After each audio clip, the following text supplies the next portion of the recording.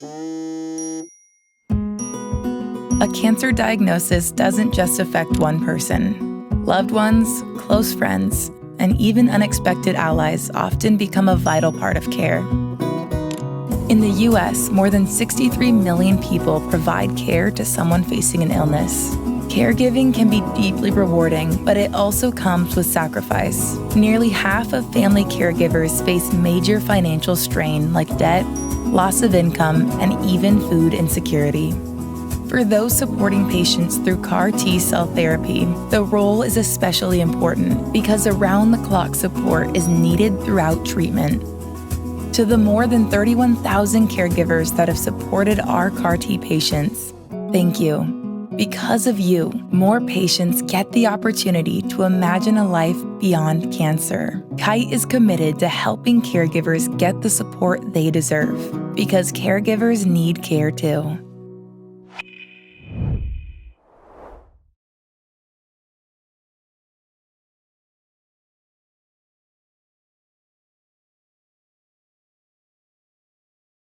Hi, we're going to get started again.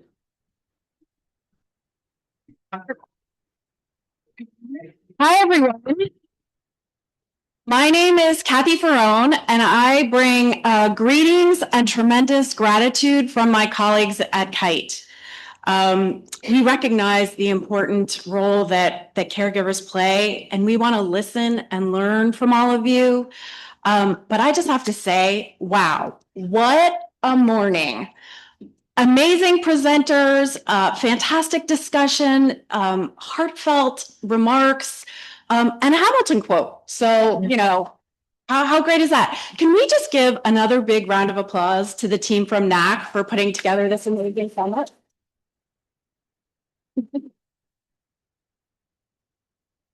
So caregiving is particularly essential when someone is going through CAR T-cell therapy, which is a treatment for blood cancers that Kite manufactures. Having a care partner available for a minimum of 2 weeks following CAR T-cell therapy treatment is an FDA requirement. And sadly, only 2 out of 10 eligible patients for CAR T-cell therapy are receiving that treatment because they may not have a caregiver. And this is an area that Kite is working very hard to try and change and move the needle on. But we know we can't do this kind of work alone, and that's why we're so proud to be partners with the National Alliance for Caregiving, and especially the work that they're doing around the Cancer Caregiving Collaborative. Their efforts are so needed for the 63 million US folks that are serving as caregivers. And we're delighted to see not only the National Alliance for Caregiving doing this work, but many of their collaborators, the American Cancer Society, Cancer Care, so many patient advocacy organizations. I was struck by what Emma said, that if her physician had just given her one resource, one patient advocacy resource, that could have made a world of difference to her. And in my role in patient advocacy at Kite, I want to make sure that those resources are made available to patients and caregivers. But being in the room with you today, and for those of you that are online, is not only professional, but also personal for me.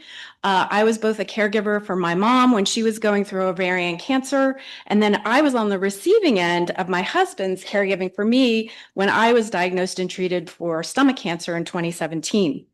So I want to say a big heartfelt thank you to all of the caregivers in the room and all of you who do this amazing work, and offer you a big round of applause.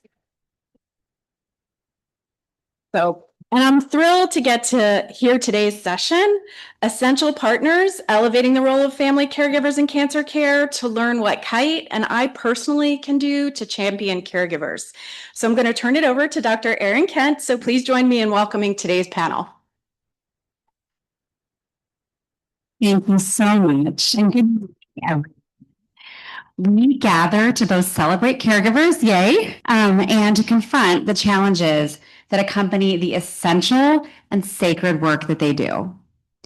Here at the NAC Summit, I'm honored to moderate this panel And before we hear from our distinguished panelists, let's take a moment to consider the broader landscape of caregiving and cancer caregiving specifically. So as we heard earlier this morning,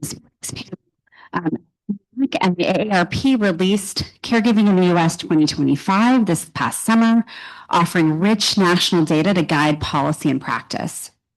Today, an estimated 63 million adults, we hear that number all the time, which is 1 in 4 Americans. Caregiving is ubiquitous, are serving as caregivers. And that growth, the growth that we've experienced over the decades in the past, reflects not only population aging, but also the rising prevalence of chronic conditions that require ongoing care. On average, caregivers are spending about 30 hours of care weekly, which is more than a part-time job, assisting with daily activities, performing complex medical nursing tasks, such as administering injections, or managing catheters, which can be very common in cancer care. And as we heard earlier too, about 55% of caregivers are reporting conducting clinical tasks, but only 22% received any training on how to do them. That's a big disconnect. The do are saying that training really has helped them. But the ones that are these tasks to be very difficult and overwhelming. We have an estimate, or it's probably an underestimate, about 4 million people serving as cancer caregivers. And as the health of Americans worsen, the intensity of caregiving is going to increase as well. So we know the personal toll is clear. Caregivers are reporting higher rates of emotional distress than in the past, higher rates of depression, anxiety, and chronic illness themselves. And at the same time, most caregivers are employed. They're working in addition to being caregivers, and they're balancing that paid work with their caregiving. So protecting their ability to work is critical, not only for families, but also for our economy. Yet caregiving often carries serious financial consequences, some of which we'll hear about today. Half of caregivers report depleting savings, taking debt, reducing or stopping paid work, and retirement. And cancer caregiving. Together with survivors, caregivers make key medical decisions, which can be very complicated, as we'll again hear from this panel, coordinate complex treatment regimens, and provide hands-on care, often around the clock. And caregiving for cancer patients move shorter on average than caregiving for conditions like dementia. It can also often be very intense, which is why in 2016 produced the report Cancer Caregiving. The report was valued as intense episodic experience. So we know that the demands of cancer care affect caregivers' mental health, financial well-being, and job stability. Often that was exceedingly seen caregiving contexts. But that is often consistently supported by both the healthcare system and society at large. Recognizing these gaps, last year, the Cancer Caregiving Collaborative, or what I call the CCC, a coalition of advocates, providers, researchers, entrepreneurs, support care specialists, and of course, caregivers themselves, dedicated to driving systemic change. The CCC focuses on 2 core priorities: healthcare integration and the equitable inclusion of family caregivers as part of care teams by exploring reimbursement pathways and improving access to training, education, and support systems.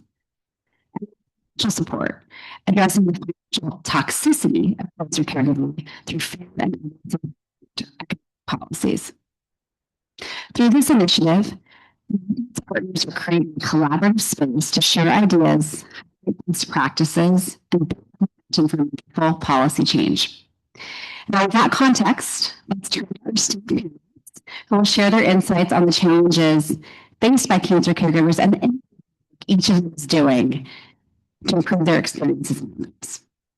So what we can do first is have you tell us a bit about yourselves and your connection to cancer caregiving so we can better understand your perspectives. Do you want to go first? Hi, everyone. Thanks for having me here. My name is Randy Urban, and I'm based in Oakland, California. My experience with cancer, and specifically, most recently, my mother was diagnosed with pancreatic adenocarcinoma in 2022. She passed away in 2023. My whole family, we were the caregivers, which I think something is missed. It's a whole village. So she stayed with me temporarily because I could handle the feeding tubes. Because of my past experience, I myself am a cancer survivor, pancreatic neuroendocrine cancer back in 2016. My mom was my caregiver, and she was in great shape. I remember her doing laps around me after I had my Whipple procedure, so it was good to pay it forward and return the favor. She's also 33 years older than me, so that was a thing. Um, so she lives, like 90 minutes away from us, sister in rural California. So there was a moment of it takes a village. So my sister and I had her when she was in the Bay Area and closer to where she was receiving care in San Francisco. And then, of course, her home was outside of Lodi. So my experiences as a patient and as a caregiver. And another thing I wanted to note too is my mother passed away in 2023. And a lot of the caregiving journey happens after the passing. And you could particularly see the toll on my dad.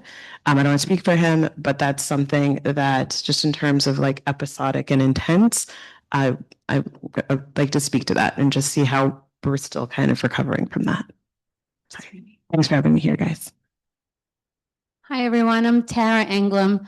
I'm based out of New York. I work for Northwell Health. I'm the Vice President of Patient Experience and Culture, and I oversee our caregiver centers, which are community hubs based in 11 of our hospitals throughout the geography of Northwell Health.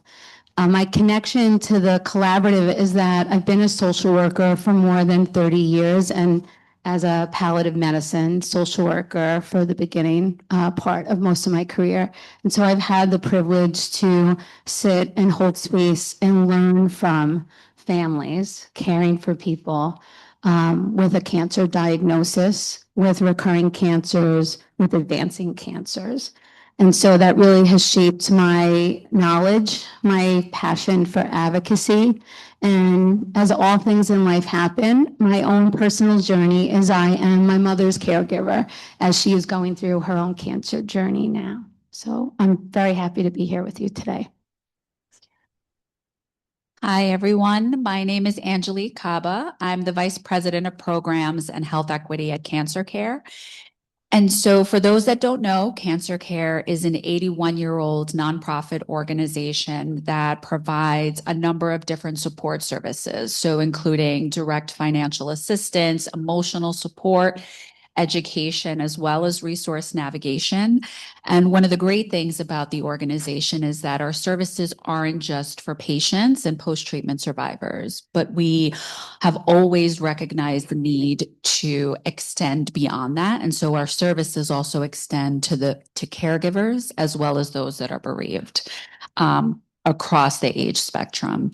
And so caregiving has always been a gap that our organization has seen from the very, very beginning of the creation of Cancer Care. And so we've been unique in that we've been able to provide specialized services to really meet the needs of our caregivers. And so, that includes a lot of information that utilizes lay language so that we can really make sure that they have the support that they need.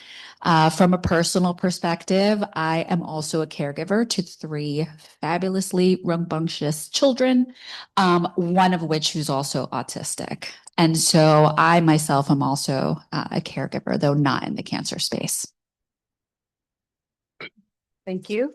I'm Urpita Gandhi. I'm one of the stem cell transplant physicians in Oregon. It has been quite the pleasure to be here. And really, I am delighted by all of your story. And I've changed everything I was going to say because that's how touched I am. My practice includes taking care of acute leukemia patients. And after the curing them from leukemia, followed by stem cell transplantation, which is a life-altering therapy. And we are going to get into the caregiver needs during the later part of the session. However, what I like to mention is that depending on the geography, the treatment options could be quite challenging. And I learned that when I started my practice in Oregon, where we are the only stem cell transplant center in all of Oregon, as well as serving the larger catchment area in the surrounding states. So that's when I started recognizing the importance of caregiving. And the need for research in improving access to stem cell transplantation. So a lot of my work is around improving access to transplant, whether it's using nurse navigation or telehealth. My sort of on the scientific side, what I do is a lot of my research focuses in improving stem cell transplant outcomes and minimizing toxicities. And I think all of this is really nicely touches the importance of caregiving and also the burden of or the stressors that this life-altering therapy causes on the caregivers, including the whole family, like you all have nicely pointed out. Personally, we immigrated at the age of 17, and I don't think I ever called myself a caregiver until today, as I'm listening to you all. But I think I've been doing caregiving ever since I was 17 for my parents, along with my brother as my partner, who later took over the caregiving role when I started doing medical school and then residency and then fellowship after fellowships. When both of my parents were diagnosed with cancer during pandemic, and I was on the West Coast, they were on the East Coast. And so I kind of missed out on the whole caregiving responsibility, which led to a lot of guilt, and quite proud of having a partner like my brother who took over the role of caregiving. And I think we as a family have yet to recognize that. So thank you. Like, this is a really good meeting. I look forward to more questions from you. Thanks, Arpita. Yep. We are so fortunate to have this incredible panel, which some very perspectives. So hats off to Matt, to Yadir for arranging this panel. So I'm going to start with Randy. So you have the dual perspective of a caregiver and a patient. And I would like you to talk about where you see the biggest gaps in terms of our healthcare systems recognizing and communicating with family caregivers. Thanks for asking me that question. And I think it's being echoed. You guys talk about integration into the healthcare team. Like, to me, the caregivers, we are the healthcare team. She should be a part of it. We see the day-to-day. We actually understand what's helping. So it's that inclusion from day one. And I can actively think of like a very basic example of like the discharge plan from after my mother had her Whipple procedure. It was at the VA hospital. We knew it was coming. They didn't actually have a date or a time for us. My sister and I, because she was going to stay in my small one-bedroom apartment, but like we were ready. My sister already had the meals prepped. I always had the sheets changed. Like, we were ready to go. We got the phone call. It was just kind of like, come, but we might call you back first. So don't start showing up at the hospital until we're ready for you.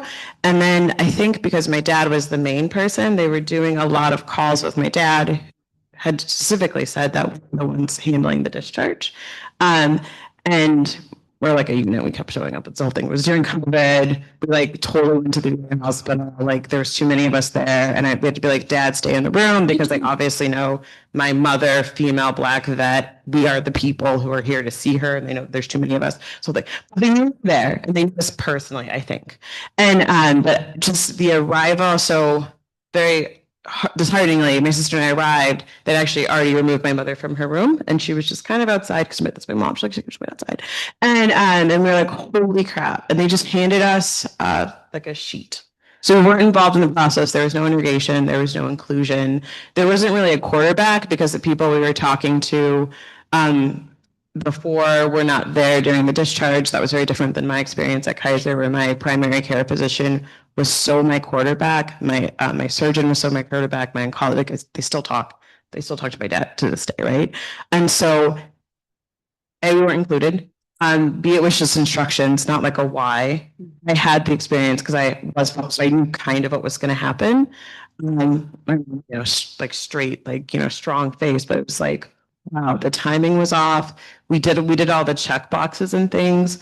There wasn't a natural follow-up process with her in general or with their caregiving team. So there wasn't that, like, that's something that could easily be integrated and just like follow up with everybody, give us a check-in, give us a point of contact. And then also note that we're a village. I don't want to do that, but I think a lot of families you're not talking about, like you said, you're there, like you aren't talking about one person a lot of times, especially in certain types of communities. Like it's like my aunt on the phone in North Carolina. Like I had the aunt who lives in front of my mom. Like we were all in this together. And then even extended, and we just weren't included during discharge. So very basic and also very easy because I saw the counter with what happened to me. Yeah, wow. That's such a vivid description of a system fail, right? That we talk about all the time. So thank you for sharing that story. Just sparking some ideas of what to do differently. So can you now think about how we might better empower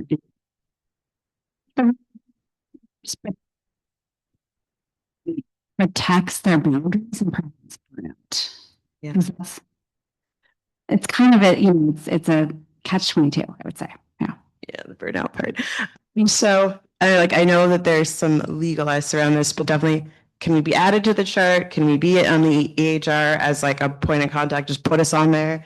Include a follow the process with us. So like the idea is, I love hearing about the caregiver training services and stuff, and the idea of billable reimbursements that are not necessarily when the patient's in presence all the time. Like that's huge, right? Like we need the phone call from start into the finish. I shouldn't say this. Definitely, but we need to follow up from this is what's happening, and maybe it's just a one-on-one. And then as there's a critical illness, or in the case if there's even a passing, like follow up with us, just figure out how. And the insight is, yes, it's patient-centered care first, but also the outcomes and the insights you actually can get from the family is huge because we see the appointments of the day. I know a lot of times there's this horrible kind of system of only treating the symptom and maybe not the whole disease. And maybe not even identifying the whole disease, particularly cancer, particularly in the pancreatic cancer space. I will say I volunteer for the Pancreatic Cancer Action Network. So I was like, I think I'm totally empowered and activated as a caregiver. And I had a hard time navigating. And, it could be like the whole thing. It could be a failure of me, but it's interesting to have this whole toolkit and still feel like there was some struggle.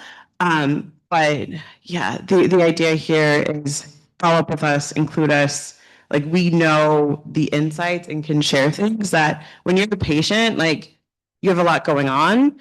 And your caregivers have maybe those nuggets to help do a bigger whole picture of what's happening. So, care team. And then and then there are a lot of support options out there and available. We just had this conversation this morning with like I say next to they're not like you have to ask for them, and that's not something you would know to even ask for. So it has to not be seen as like an optional thing of like, oh, PS, we can actually like have somebody come over and clean your house, or PS, oh, we have 24-hour nursing care. It just needs to be said, but at a time, not at the diagnosis. When you're getting all the information about your biopsy and the EKG, you need to have, like, give it to a separate time, and then maybe also give it to the caregiver separately.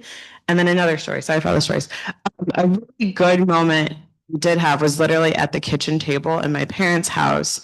And my mother was no longer verbal, but she was, we were getting 24-hour care. And so there was always a nurse there. It was in the middle of the night. And they sat down literally at the kitchen table and explained to us what was going on with my mom, how the cancer was affecting her body, how there was kidney failure.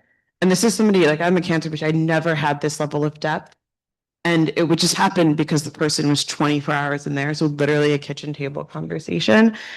That kind of stuff can, I think, be recreated. When we were trained on the feeding tube for my mother, like the person training us came to the lobby of my sister's building. We had a great, deep personal conversations. We know these services are here, but they're just not being formalized or introduced to us at a time that makes a lot of sense. And then another side note. Okay, so so all these recovery benefits that are out there, and I know that there's like tax reimbursements and all these things you can get, way complicated, right? So just explain it and be very literal of like, have it, again, it shouldn't be, it's always a push pull. So come directly to us and be like, this is the thing that's available and this is how you navigate it, and make sure you get the money in your hand. So it's not just like this vague kind of like, oh yeah, like this gets reimbursed, or oh, there's an act here, or like, like an actual tangible, like how you do it. Again, great ideas, Randy. And so sparks about navigation and about community care. And we're going to hear from Terry, who's a leader at Northwell. And Terry has really been, I think, a pioneer in the space of taking, concrete steps to formalize caregiver recognition through something called caregiver training service codes. So can you briefly explain what those are for everyone here?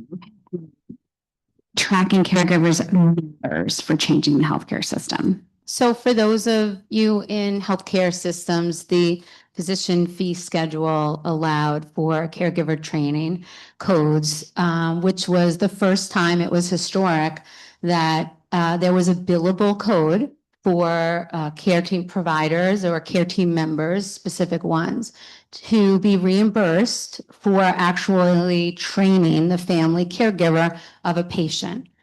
Now, what I will say is this was a historic change, but it was in the beginning. It was definitely not perfection, but it was a huge step forward and a lot of progress. And so at our healthcare organization, Northwell, we had been identifying a lot of family caregiver needs and gaps. And so when CTS was introduced, we decided to do a pilot study on that. And I'll be very honest with you, part of the pilot or setting up the pilot was assessing in terms of a lot of what Randy said, what care delivery looked like, because to do a pilot, you don't want to have to change the entire care delivery system. You want to be able to make some small change, but you don't want to totally change it. And to be honest, there was not caregiver training that was happening built through most of care delivery. The goal wasn't to get reimbursement. The goal was to see how caregiver training impacted the outcome and the quality based on the CTS requirement. And I'm very proud that we did the pilot, but I'm also very honest to say it was not a successful pilot in terms of it was able to be implemented in a large scale. It was a successful pilot in that it taught our health system many gaps that we needed to change, many of which Randy identified, and that we've been changing as part of that pilot so that we're ready for the next implementation of using the CTS code. So when we think about family caregivers, families are systems. And when we think about healthcare, healthcare is a system. And the problem with healthcare systems is, like Randy said, there is not a voice of the family caregiver within the design of the healthcare delivery system.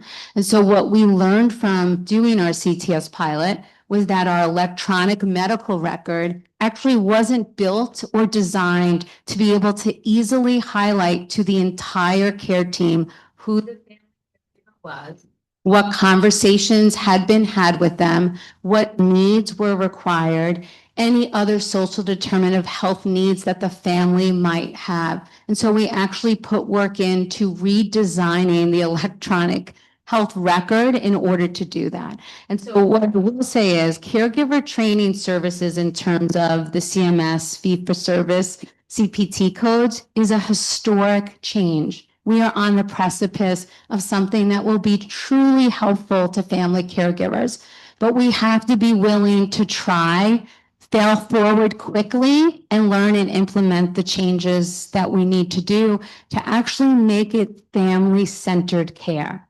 Randy said patient-centered care may be happening, especially for anyone with a serious or advancing illness, and that serious illness is a patient with a cancer diagnosis, they rely on their family or their caregivers to help get them through whatever their treatment plan is. And so we really need to have a health system that is family-centered in the care delivery. Thank you so much for talking about CTS codes and for this pilot program and for helping of us helping all of us who work in healthcare systems about how we can do better. I'm also curious, Tara, if you can talk a little bit about the actual training programs that may be there, if there are gaps there within how we actually train. So if you were able to say, systematically identify and track caregivers along with their patients, are there evidence-based training programs that we could deploy to them, or are there gaps there as well? So what's interesting from the CTS codes is that the caregiver training based on the code has to be specific to the needs of the patient. So we all know that there's things caregivers need to be trained on, but for the CTS codes to be implemented, it has to be patient-specific needs that are identified that the training connects to. And so in terms of evidence-based training, many disciplines, like in our pilot, we used our speech therapists for the pilot because they already, as part of their workflow, do very family-centered training. That was what they were doing. But in terms of what each patient needed, it was different. So in the pilot, we realized and learned that it would be great to have tools and materials that were supported the evidence-based training to make those trainings easier for family caregivers so that they had takeaway tools. I also think what we learned from our pilot, and that was helpful, and I will say in our health system, is that there had to be a real cultural shift in the health system.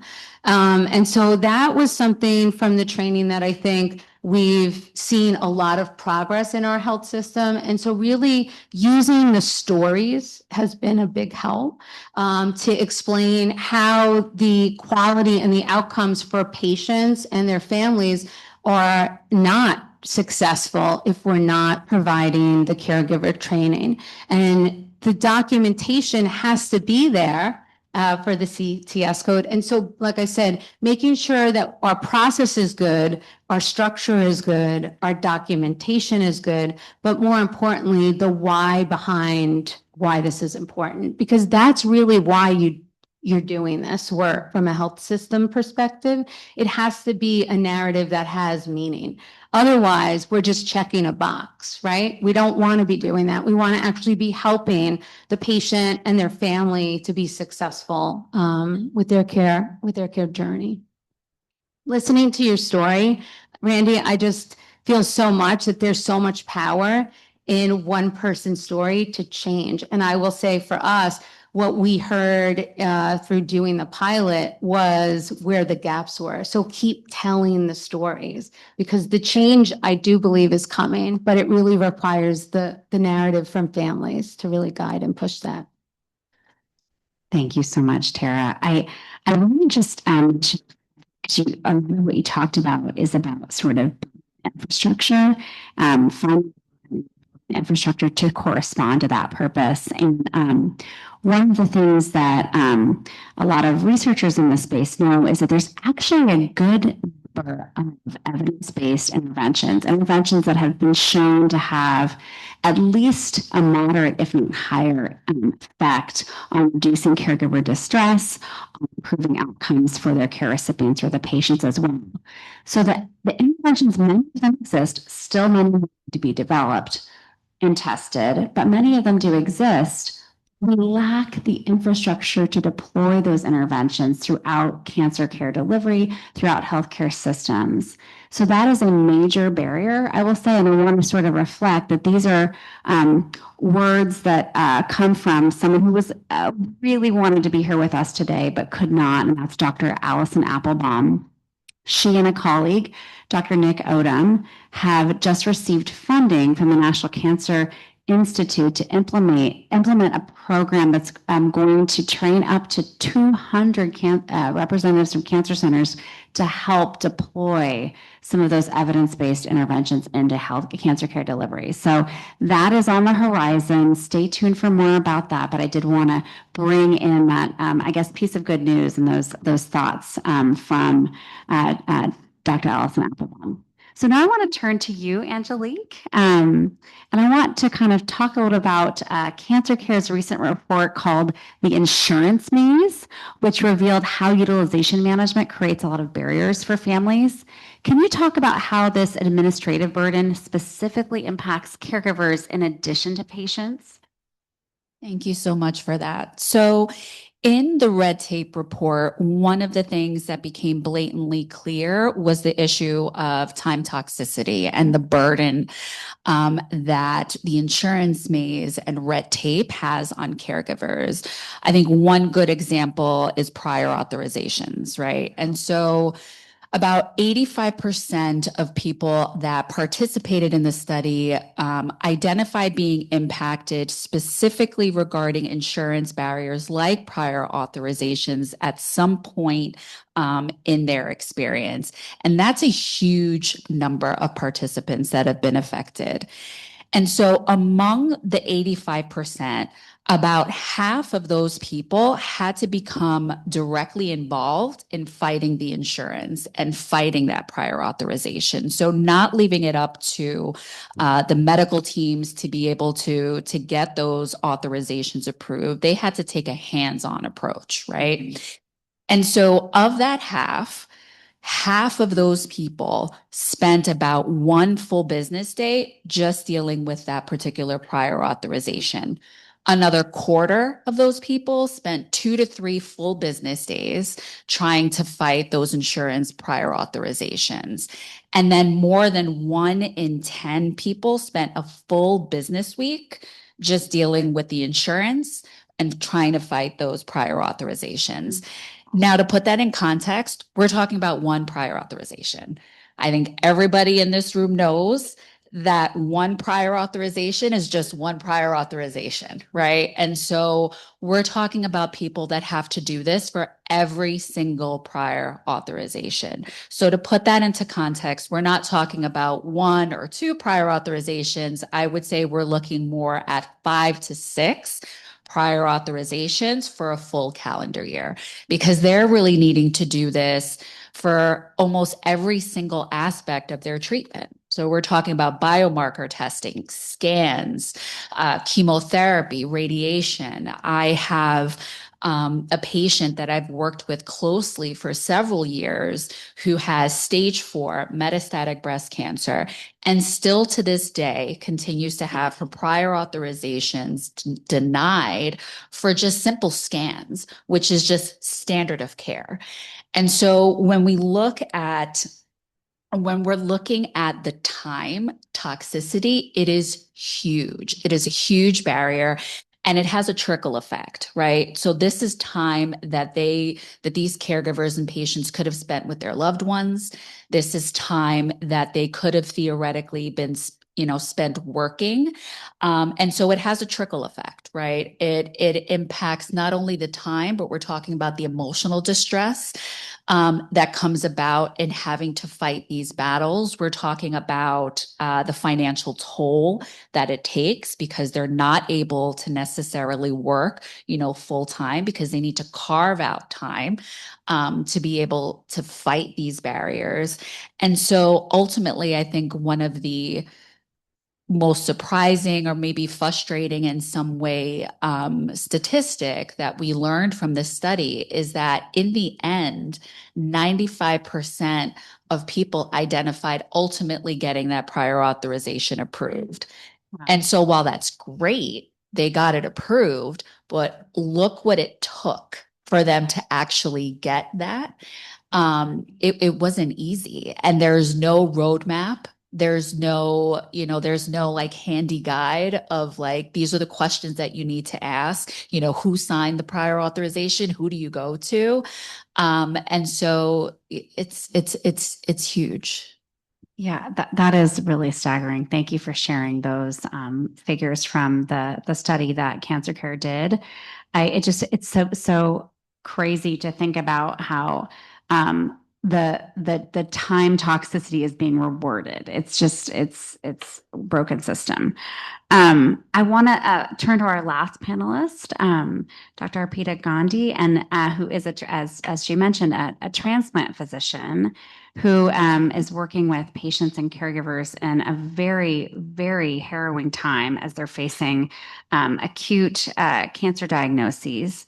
Can you talk a little bit about how caregivers aren't just merely helpful, but actually required, and how the caregiver requirements and financial demands can maybe create equity issues for a lot of families, and what that might mean for patient access to those life-saving treatments? Absolutely. And it really ties in with the time toxicity point that you just made. So for example, I'm going to walk you through what happens. A person A gets diagnosed with acute leukemia. They could be in Medford, which is, I think, approximately 6 hours from Portland.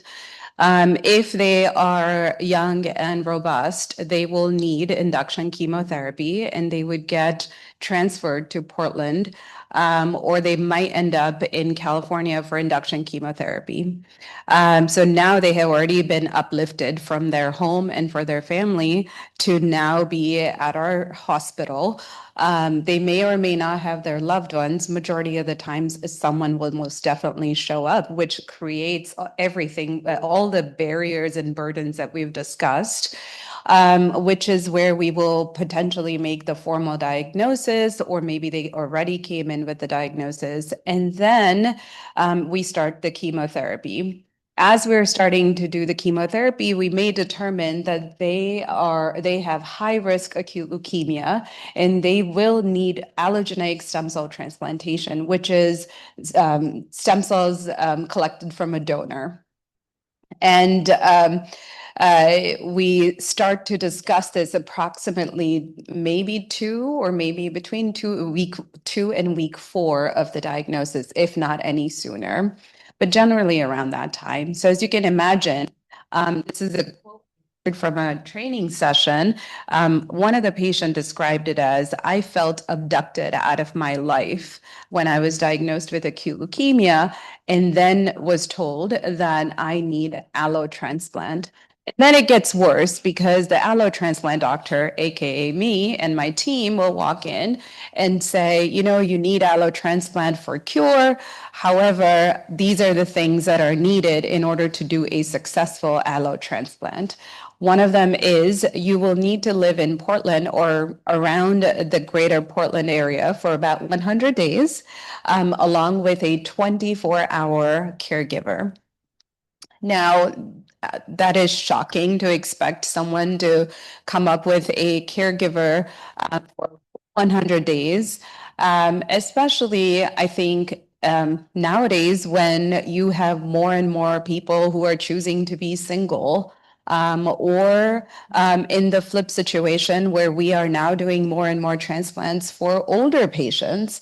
And so older patients by default may or may not have 24-hour caregivers available. So I think cultural shifts as well as medical advancements that is leading to successful allo transplants for older patients, I think putting all of that together, the caregiver needs and the requirements that we have for our patients are starting to become, instead of a support, it's starting to become a barrier to successfully prescribe this curative therapy.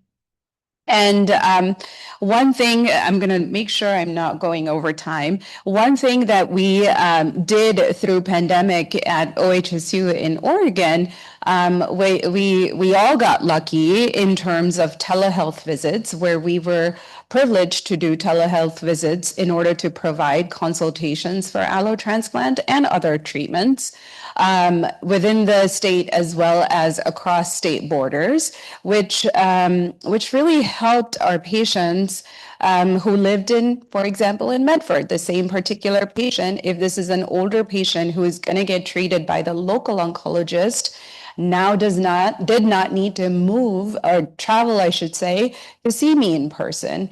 I think of that as a privilege. The actual process of stem cell transplant started while they were still in their hometown, and we started finding a donor for them and preparing them. The conversation started. Meanwhile, most recently, the success story here is that we put together a very nice multidisciplinary team, including a nurse navigator, our insurance authorization team, and our donor team, which made this possible to provide a consultation visit as well as early HLA typing, which is a swab to then find a donor prior to the patient actually seeing me for consultation. So that was a great success. However, as of, I believe, October 1st, telehealth visits are no longer available for Medicare patients. And so that creates a barrier in terms of planning transplants, in terms of informing that caregiver that, you will be needed.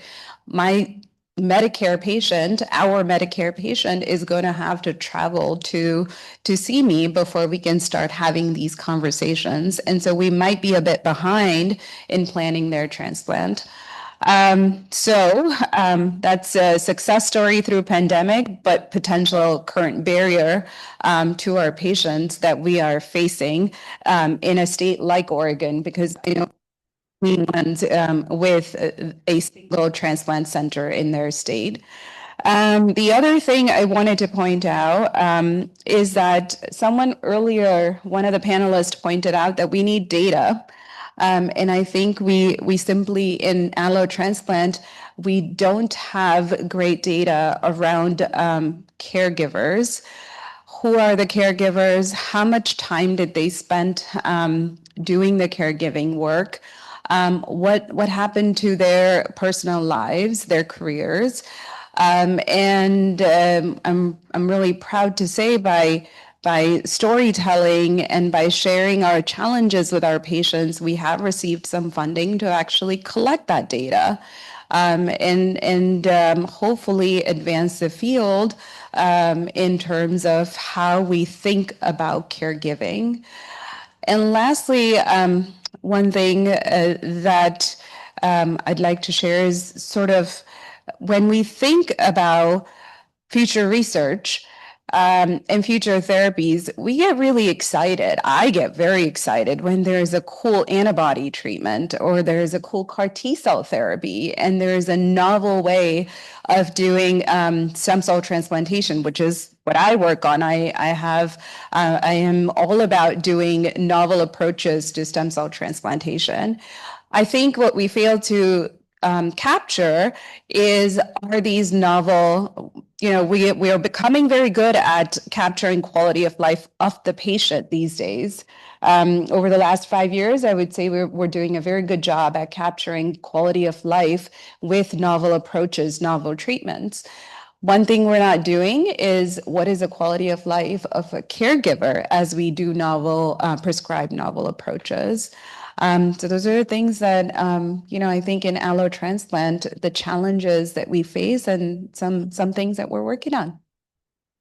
Wow, thank you so much. And I'm struck by the notion that a lot of what undergirds the barriers and would not solve, but at least lead to improvement and for caregivers across many of these settings that we just heard from our panelists on is documentation and tracking.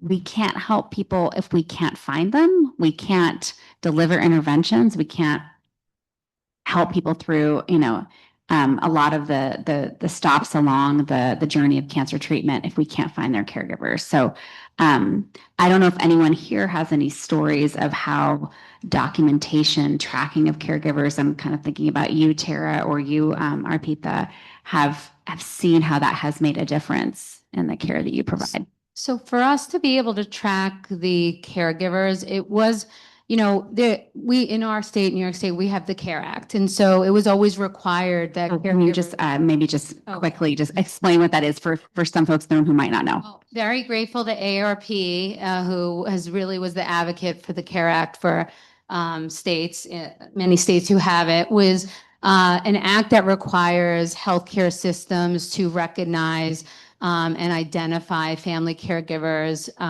And the way we identify that is by having to document that.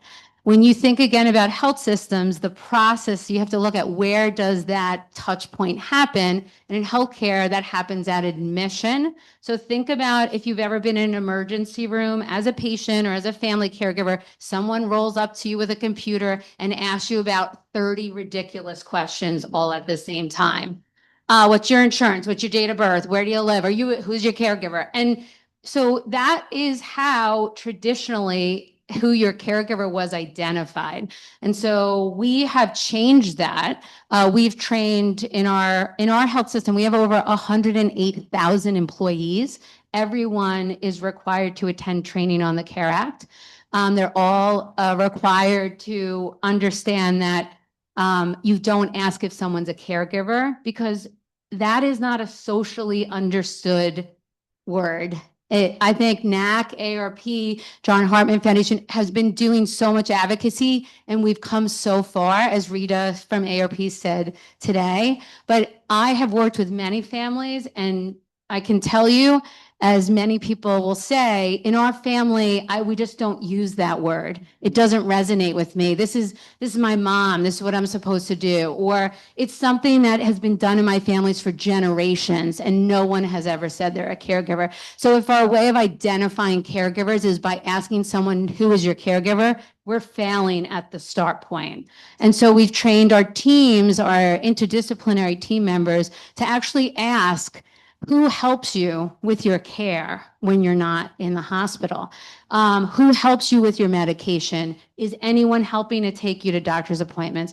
Because similar to the studies that are capturing the data on caregiving, they're capturing by asking people about the tasks of caregiving, right? When we think about the 63 million, it's because we're asking people, are you doing tasks of caregiving? That's how we're getting to that number. And so health systems need to think about, where is the touch point that identification happens? We knew from our research in our health system, we were getting it wrong. And so we had to really look and understand where that touch point happened, how we could redesign that differently. And we really did a co-design. We used patient and caregiver partnership councils in our health system to help really get their feedback. And so that helped us tremendously. But I will say identification for any of these things is so key, because if we're not asking the right questions, no matter whether we're documenting something or not, we're not capturing really the truth. And I can say, I have seen many times that the first time a caregiver starts to identify is when someone else says to them, you are a caregiver. What you're doing is caregiving. And I think healthcare delivery needs and has an opportunity to be part of that in every part of the care continuum. And that is something that I think is really essentially important, and something when you're talking about where that change happens, I think that is so simple, and yet it is so everything. Yeah. If we're not identifying in the right way and capturing, then what we can do is get it spread so everyone can see who the caregiver is. And I think, Randy, I'm just going to say again with you, it's the caregiving and the patient stories that have the most value, because the quantitative data is only going to inspire so much change. It's putting the quantitative data with the storytelling, the qualitative piece of it, that really will continue to guide and ripple the change that we want to see. Absolutely. So I'm mindful of time. So I have one more question for all of you. It's going to be the same question, and we'll start with Randy, if that's okay. This is just the magic wand question. If you could wave a magic wand and make one thing happen this next year to help support caregivers in cancer care, what would it be? I've loved everything you were saying right now. Yeah, I think adding caregivers to the electronic health records and multiple caregivers because it's a village, and then having a quarterback, like a true, like a point of contact that's seeing the whole picture and giving that whole picture out to us because you know who we are. Yeah. I think that what we need to do is actually, what I want to see more of is having policy, health systems and family systems have more conversations to create the change. Because I think policy is so disconnected from the health system, how it actually works and is implemented. And I think families and their systems are often so disconnected from the healthcare system. I think what NAC and ARP and John are doing, creating these kind of moments and collaborate, I think that needs to just be standard across so that we really have co-design that is occurring, because systems really require people to help change the process so that we then create a different outcome. And that's the change I want to see, and that I'm hoping I'm helping to be a part of. Exactly what I was going to say. I was going to say, it's hard to pick one, but I would say any progress that we can make with standardized structural components related to policy is really what we need. I think we've been doing a great job in putting in the supports that we can, where we can, within what we have the power to change, but they're Band-Aids, right? And so, you know, formalized paid leave for caregivers, integration into the care delivery, with which Randy had said. There's so much, I think, you know, from a cultural perspective, and I was going to add to what Tara was saying, you know, the word caregiver, it doesn't even exist in Hispanic culture. If I were to try and translate that into Spanish, I think my mother would look at me like, what are you talking about? It's not a word. It's literally not a word. And so you have to think about it, you know, from a cultural perspective as well. And so to just kind of reiterate and go back to what Tara was saying, you know, talking about the tasks and the education from that piece is so important. So I think, you know, any type of formalized, standardized structural change is what I think would really be perfect. Like it. This is so good. Now I have to top it off. Just kidding. So what for stem cell transplantation, if you don't have a caregiver or a caregiver team for 100 days, we will not be able to transplant, is sort of the current narrative. And my one wish would be that for the next year, hopefully we can come up with a strategy and implement at our center to minimize the requirements from the caregiver. Some model that is a shared model. If it's, you know, the university, the program picking up the responsibility, or technology picking up that responsibility, I think we have to try new models to minimize the requirement that we have so that we are removing the barrier of caregiver and truly keeping it as a support system for our patients. Thank you. So we are between lunch and so I will go ahead and thank our panelists. We don't have time for questions, but we are going into a lunchtime period. So stay up here. I think let's take a picture anyway. In case anybody does want some time for a very interactive networking lunch. So I just want to thank our panelists again. We'll conclude this panel. Thank you so much.